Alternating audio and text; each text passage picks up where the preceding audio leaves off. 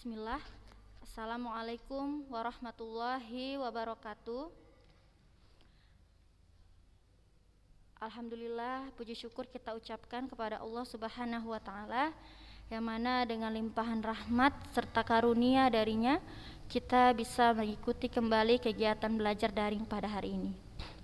Alhamdulillah anak-anak ustazah, hari ini kita bisa melanjutkan kembali materi kita ya. Jadi materi kita hari ini akan kita lanjutkan ya, mengenai kaidah kebahasaan pada teks editorial. Oke anak-anak ustazah, tapi masih sedikit nih yang hadir ya. Masih sedikit yang hadir di sini. Ayo bergabung ya. Dan ini anak-anak ustazah, buka kameranya semuanya, tapi untuk mikrofonnya ditutup aja dulu ya. Ya, kameranya semuanya dibuka ya anak-anak ustazah.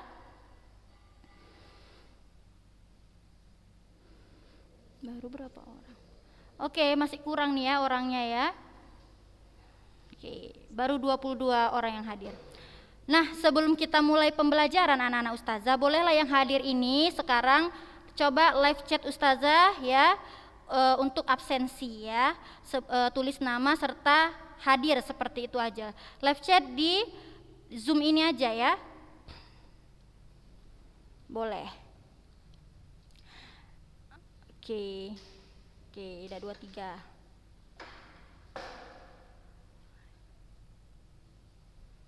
Ini Sofi Nabila, mana kameranya Sofi? Sofi Nabila, Askia, Zahrani, Aisyah Husni, buka ya kameranya ya.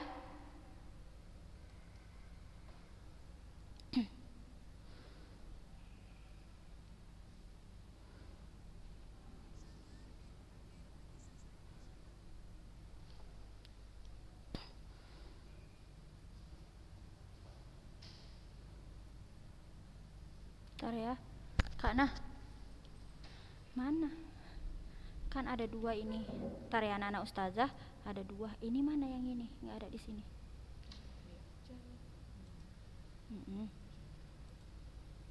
Dina nggak mau yang ini. Oh boleh langsung ke sini. Oh nggak perlu share lagi. Oke. Gitu. Kasih ya. Oke anak-anak ustazah, di monitor udah kelihatan belum? Kegiatan kedua, kaidah bahasa sudah? Coba Unaisa buka dulu mikrofonnya. Udah nampak Unaisa tampilan bukunya di monitor? Ngangguk-ngangguk aja Unaisa. Suci Ramadhani udah terbuka itu? Kok nggak dengar suaranya? Bukalah mikrofonnya.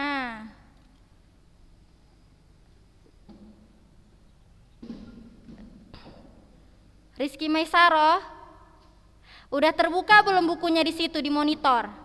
Kegiatan 2. Kak, kok nggak dengar suara orang itu di sini ya? Nggak kedengaran suara anak-anak. Ya ini kan dia terbuka. Coba, Rizky ada suaranya. Coba Ki, tes Rizky Maisaro, tes dulu suaranya. Nggak dengar.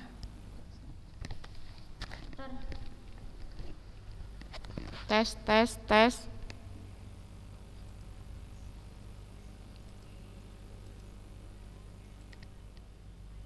Ini hidup. Tapi orang itu dengar suara kita. Kita nggak bisa dengar suara orang itu. Padahal udah buka mic orang itu. Ayo Kiki. Coba. Kiki. Iya, ada suaranya. Bentar ya anak-anak ustazah, kok nggak masuk suara kalian ke sini?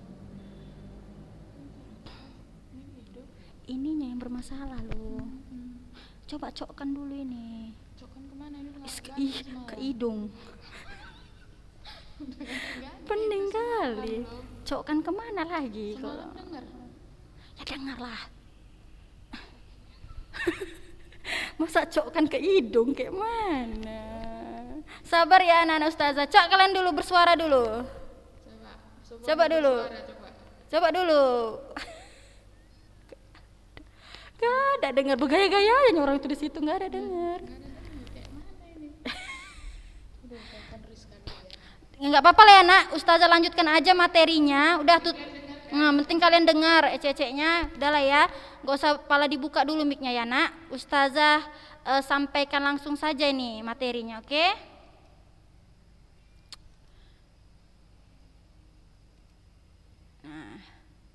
Nah, sekarang kita lanjut materi kita.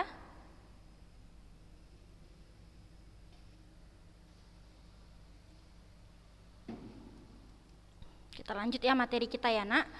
Jadi minggu lalu kita sudah bahas ya tentang kaidah kebahasan teks editorial. Ya, nggak apa-apa kita ulangi sedikit. Jadi kaidah kebahasan pada teks editorial itu yang pertama adalah kalimat retoris. Nah, jadi kalimat retoris adalah kalimat pertanyaan yang tidak membutuhkan jawaban. Ini kan pernah kita pelajari waktu anekdot ya. Oke, contohnya, benarkah Anda yang melakukan? Nah, itu jawabannya kan hanya ya atau tidak. Jawabannya sudah terkandung dalam pertanyaan tersebut ya kan? Benarkah? Iya benar atau tidak benar. Maka itu dikatakan kalimat retoris, ya. Oke, untuk yang ini udah ada contohnya ya. Benarkah? Nih, benarkah pemerintah tidak tahu atau tidak diberitahu mengenai rencana Pertamina menaikkan harga LPG? Oke, ini minggu lalu udah kita bahas. Lalu yang kedua ada menggunakan kata-kata populer. Nah, kata-kata populer ini namanya juga populer berarti sudah dikenal oleh masyarakat luas, seperti kata-kata terkaget-kaget, pencitraan, dan menengarai. Meskipun ini kata-kata seperti ini memiliki makna. Nggak dengar suara anak-anak. Nah ya, ini juga udah Ustazah bahas. Oke, yang ketiga, menggunakan kata ganti penunjuk yang merujuk pada waktu, tempat, peristiwa, atau hal lainnya yang menjadi fokus ulasan. Anak-anak Ustazah, untuk kata ganti penunjuk, itu maksudnya adalah kata yang merujuk pada waktu, tempat, peristiwa, atau hal lainnya yang menjadi fokus ulasan. Jadi sebelumnya itu udah dijelaskan.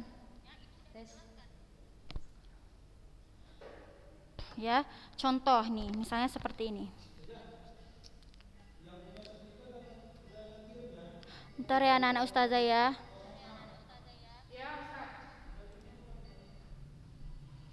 Dengar orang itu.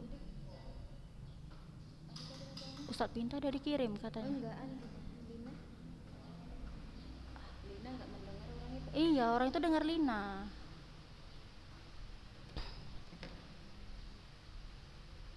Senyum-senyum udah orang itu. Sabar ya nak ya. Banyak-banyak berdoa kalian situ. Biar hidup mic kita. Bilang dulu sih. Coba dulu. Aisyah Ayu, tes dulu Aisyah Ayu, panggil Ustazah. Nggak denger kak. Nanti nih yang salah. Kakak ganti lagi dari ruangan sebelah, kakak tukar itunya. Mikrofon. Coba tes, Alicia, Ica, Cak. Iya nggak denger, si Ica suara kuat nggak denger. Gini aja lah. Apa nanti kan pokoknya suara Lina Iya, dengar iya, mereka, ya kan? Jadi kalau ada Lina mau bertanya, suruh mereka itu menjawabnya dengan chat aja. Live chat ya. sementara. Iya ya nggak apa-apa. Ya untuk sementara anak Ustazah nanti kalau ada yang ingin bertanya ya kan atau misalnya mau menjawab kita lewat live chat aja ya dulu ya sementara ya nak ya, nggak usah pakai mic dulu ya. Oke ya oke. Bilang dulu oke situ. Nah gini. Nah, bagus. Oke. Dah kita lanjutkan.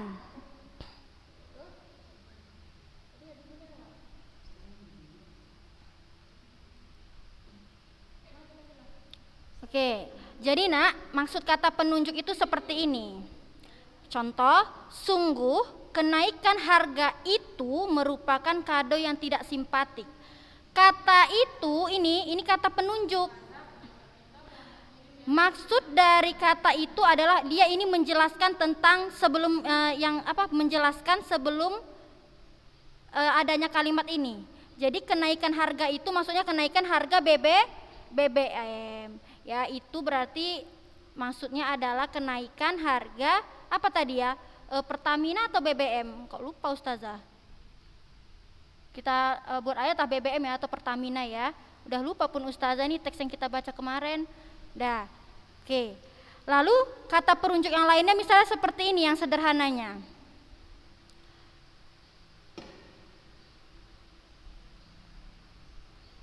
Rani datang terlambat karena ia mengalami misalnya kemacetan ya kan, misalnya seperti itu. Jadi kata ia itu merujuk kepada kata si Rani, itu maksudnya ya, itu namanya kata rujukan. Paham ya? Contohnya misalnya Ustazah Maulina mengajar bahasa Indonesia di kelas 12. Ia atau dia menjelaskan mengenai teks editorial. Jadi kan ada kata ia ya kan? Ada kata dia. Berarti itu kata dia atau ia perujukan dari kata Ustazah Maulina. Gitu ya anak-anak ustazah ya. Itu maksudnya kata perujukan. Nah, lalu ini misalnya, berdasar simpulan rapat itulah Presiden kemudian membuat keputusan harga LPG. Ini termasuk kata rujukan juga. Berdasar simpulan rapat itulah. Ya, kalau sudah ada kata berdasar simpulan, apalagi ada kata itulah, berarti sudah ada fokus utamanya, bukan ini ya. Ya, berarti sudah ada simpulan, perkataan simpulan yang mungkin disampaikan oleh Bapak Presiden atau siapa gitu kan. Rapat itulah, maksudnya itulah ini adalah rapat apa? Misalnya rapat DPR, atau itulah ini merujuk kepada rapat apa misalnya. Jadi memang ini kita harus baca dulu teksnya, baru kita bisa menemukan, ini harus kita baca dulu memang teksnya semua, baru kita bisa menemukan mana dia fokus utamanya. Nah, inilah termasuk kata rujukan ya anak-anak ustazah. Lalu juga contohnya misalnya seperti ini, Bapak Presiden Joko Widodo menghadiri acara peresmian di Kota Medan, entah peresmian apalah misalnya. Beliau adalah orang yang sangat ramah ketika kami menyambutnya, misalnya seperti itu. Jadi kata beliau itu anak ustazah, kata beliau itu merujuk pada kata Bapak Presiden Jokowi Dodo, gitu maksudnya ya. Oke, udah paham lah itu. Contoh terakhir, rasanya mustahil kalau pemerintah, dalam hal ini Menko Equin dan Menteri BUMN tidak tahu, tidak diberitahu, serta tidak dimintai pandangan, pendapat, dan pertimbangannya. Nah, mana kata rujukannya? Kalau misalnya ustazah ini ya, bolehlah tanya kalian ya, siapa yang bisa menemukan kata perujukan dalam teks ini? Coba, gak apa-apa nah, kalian chat aja ustazah. Nanti kalau ustazah bilang cukup, gak cukup lah berarti ya. Coba siapa yang bisa menemukan kalimat kata rujukannya di situ? Iya betul ya, ada yang jawab Rizky Meisaro. Ini apa maksudnya? Suci Ramadhani, Restu Amalia, Majid Sakit Ustazah. Oh iya. Terus Sophie Magrina sudah menjawab. Oke ya, stop ya. Oke, Ardea sudah menjawab. Iya, jadi jawaban yang benar itu dalam hal ini. Oke ya, berarti udah paham anak-anak ustazah tentang kalimat atau kata perujukan. Baik, kita lanjutkan kalau begitu ya. Nah, yang keempat, banyaknya penggunaan konjungsi kausalitas seperti sebab, karena, sebab, oleh sebab itu, dan lain-lain. Tapi ini kausalitas bisa juga akibat ya. Misalnya contoh katanya bisa juga kita pakai kata akibat, bisa juga. Hal ini terkait dengan penggunaan sejumlah argumen yang dikemukakan redaktur berkenaan dengan masalah yang dikupasnya. Jadi ini ustazah masih ingat sekali anak-anak ustazah, waktu kita belajar eksplanasi kelas berapa ya? Kelas 11 ya kalau nggak salah, kelas 11 kita ada menggunakan konjungsi kausalitas, yaitu coba ya si Zahrani, konjungsi kausalitas itu konjungsi apa Zahrani? Coba chat dulu ustazah, live chat aja ya, live chat. Zahrani, konjungsi kausalitas itu apa? Maksudnya konjungsi, bisa coba dulu si Zahra lupa ustazah, sedih pula dia bilang lupanya. Iya, udah nggak apa-apa ya. Coba dulu sih. Siapa lah yang saya suruh nih ya? Salsa Madinah. Coba, aduh udah lama kita nggak jumpa ya Salsa. Coba Salsa, konjungsi kausalitas apa? Masih ingat nggak kalian konjungsi kausalitas? Jawab Salsa, left chat. Maisaro, buka dulu nih kamera. Arida juga, Aisyah Ayu, buka. Nggak ada jawaban? Oke, coba dulu si Sofia Aurel, kirim dulu live chat. Apa yang dimaksud dengan konjungsi kausalitas? Aduh, gawat kita ini ya, udah pada lupa ya. Kan ada contohnya oleh karena itu, oleh sebab itu, berarti itu hubungan kata konjungsi, hubungan apa? Aurel? Nggak ada. Cobalah yang bisa, silahkan. Konjungsi sebab akibat, bagus. Siapa itu? Yasmin Salsabila. Oke ya, 100 untuk anti, Masya Allah. Siti Marhama, iya. Sofia Aurel, udah bagus, udah cukup. Jadi ya Allah, Salsa Madinah penghubung kata, ustazah lupa. Iya memang penghubung kata lah memang. Udah ya anak-anak ustazah, cukup ya. Ya benar jawabannya, bahwa konjungsi kausalitas adalah konjungsi penghubung sebab akibat. Benar ya? Ditandai dengan kata sebab, karena, oleh sebab itu, oleh karena itu, akibat itu juga boleh, akibat juga boleh. Ya. Contohnya, masyarakat sebagai konsumen menjadi terkaget-kaget karena, ya kan? Kenaikan tanpa didahului sosialisasi. Yang B, malah boleh jadi ada politisi yang mengkategorikannya sebagai reaksi yang cenderung bersifat pencitraan, sehingga terbangun kesan bahwa pemerintah memperhatikan kesulitan sekaligus melindungi kebutuhan rakyat. Nah, ini anak-anak ustazah sebenarnya konjungsinya terletaknya di sini, nak, kata sehingga. Tapi pada penjelasan yang ada di buku nggak dibuatnya kan. Tetapi sebenarnya kata sehingga ini juga termasuk kata konjungsi sebab akibat atau kausalitas. Paham ya anak-anak ustazah ya? Oke. Sekarang kita baca teks ya. Sebenarnya ya rencana ustazah hari ini itu mau saya suruh kalian baca teks satu per paragraf. Ya tapi qadarullah ya, suara kalian pun nggak dengar sedikit pun, jadi nggak apa-apa ya, kita nikmati aja, kita syukuri aja. Oke.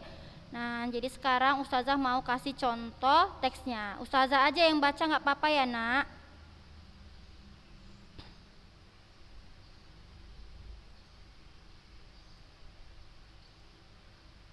Oke. Mana ya teksnya tadi?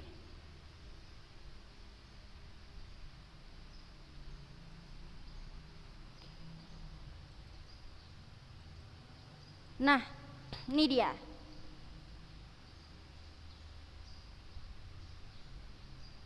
Ini dia ya. Kita baca ya. Coba dulu si Aisyah Husni, nampak nggak itu ada teks tentang HAM di monitor kalian? Saya takut nanti nggak nampak pula.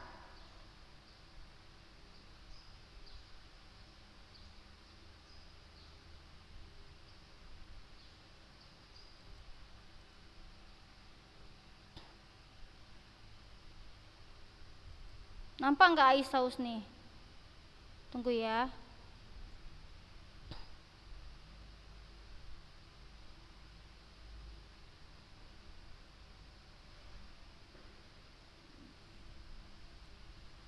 Bentar.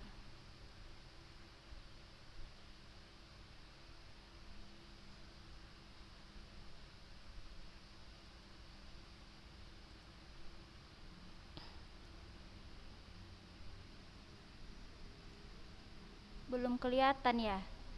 Nah, ntar ustazah ganti dulu.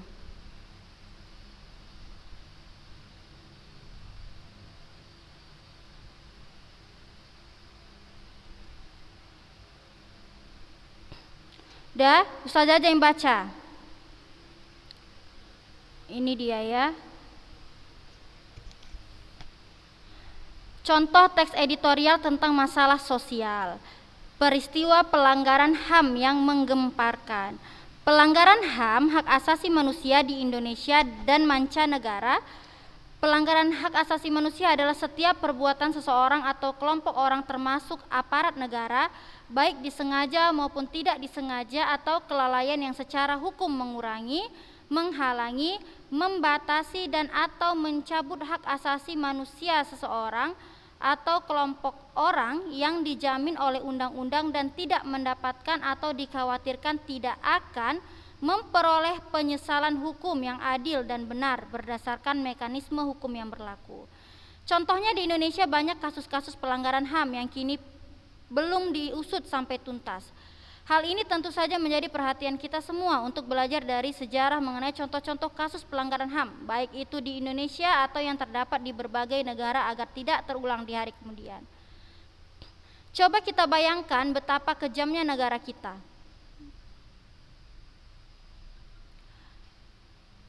Coba kita bayangkan betapa kejamnya negara kita dahulu di saat HAM.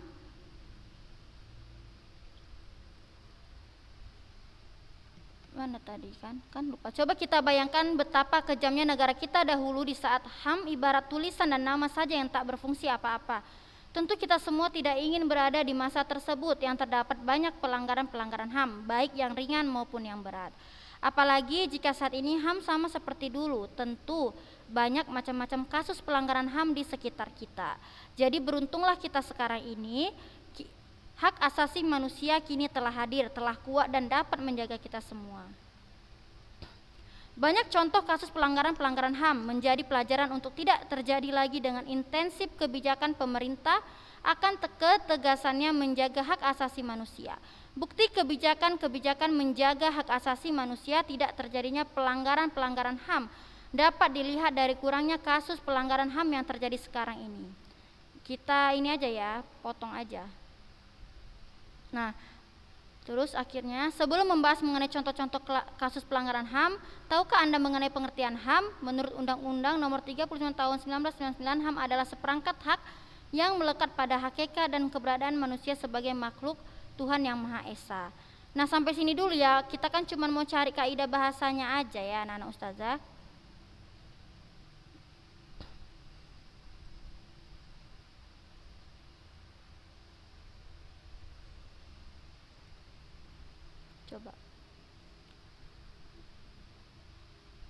Coba dulu si Nazira, coba tadi teksnya kelihatan nggak Nazira? Teksnya, dengar nggak Ustazah baca tadi teksnya? Chat ya, Nazira.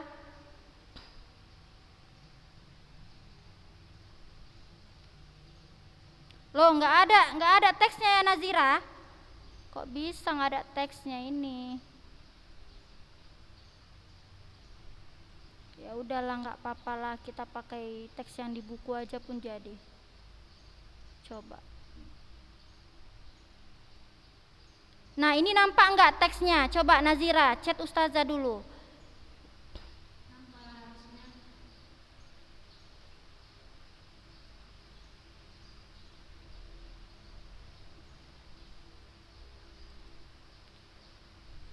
Tidak nampak Ustazah katanya.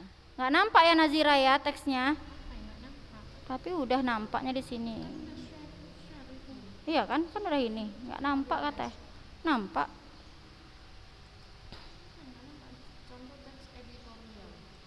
Oh, mungkin nggak nampak ininya, warnanya kali ya. Udah lah, nggak apa-apa, kita pakai contoh yang di buku aja lah ya kalau gitu ya. Nah, kita ambil kaidah bahasanya dari buku aja, boleh. Saya tanya nanti satu-satu ya. Perwakilan ya. Nggak enak, nggak ada suara, nggak nyambung. Ini contohnya Pak ya, Rio Haryanto. Nggak apa-apa lah ya, contohnya Rio Haryanto pun jadilah. Jangan. Udah. Ada suaranya, ada. Mic-nya tolong ditutup ya. Jangan di ini mic-nya. Udah bisa hidup sendiri. Aneh kali lah. Kita cariin di buku aja contohnya. Nah, tadi teks yang Ustazah kasih tentang HAM memang nggak terbaca atau memang nggak muncul? Enggak. Loh, enggak muncul, kok bisa enggak muncul? Enggak. Enggak ya, Nak. Tapi udah share screen, Kak. Nih kan, Kak. Enggak ada di sini dia. Kak Nana bilang boleh Lin langsung ke sini aja, Kak Nana bilang. Itu yang hanya rekaman aja yang nengok, yang Zoom enggak nengok. Udahlah, kita pakai contoh di buku aja lah ya, Nak. Apalah daya. Iya, ini loh saya kasih bukunya di monitor, maksudnya loh. Sabar kele. Ya.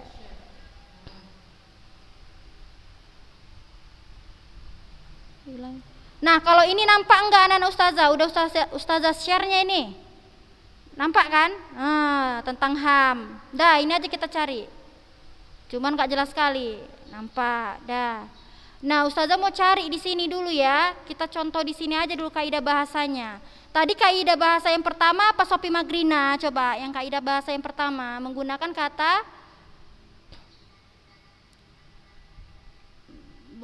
kata retoris kan? Ya, retoris, dah lupa kan? Gara-gara nggak ada mic ini, jadi lupa dia. Tapi di sini kayaknya nggak ada contohnya. Nggak enak di sini pun contohnya ya. Bolehlah dari sini aja lah.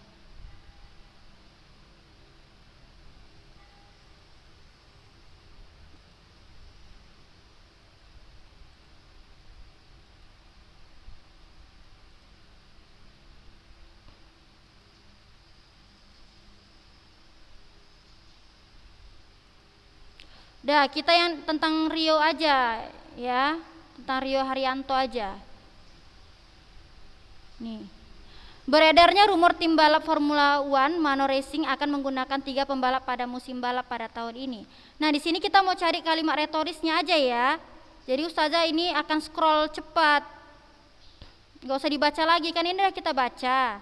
Kita mau cari retorisnya aja di sini, ada nggak?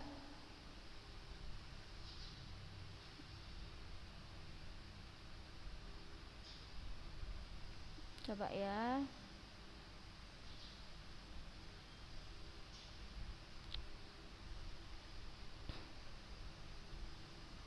Sepertinya nggak ada ya.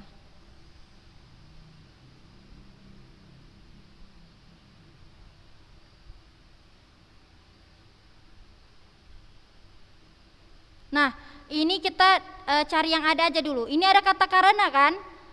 Ada nggak? Ada. Ya kan? Ini termasuk konjungsi apa tadi kaidahnya? Bagus, ya, dapat. Bagus ya, kausalitas. Ya, betul. Lalu ini ada kata perujukan ini, ada kata itu. Karena itu udah habis. Nah, ini iya, karena itu, iya ini termasuk sebab akibat, tapi juga dia termasuk perujukan karena ada kata itu. Itu menunjukkan fokus utama sebelum ada kalimat ini. Paham ya anak-anak ustazah ya? Ya, sepertinya kan Kak habis waktu ya. Kayaknya waktunya habis. Nah, nanti minggu depan kita cari lagi ya. Kan udah bisa mic-nya ya anak-anak ustazah. Enggak apa-apa. Dah, jadi anak-anak ustazah jangan lupa absen ya. Mudah-mudahan apa yang sudah ustazah jelaskan hari ini bisa bermanfaat untuk anak-anak ustazah semua. Jadi sekian dari ustazah, jangan lupa absen ya. Assalamualaikum. Absennya di live chat aja, live chat. Ya, di sini absennya. Mau ustazah copy nih. Ya, absennya ya.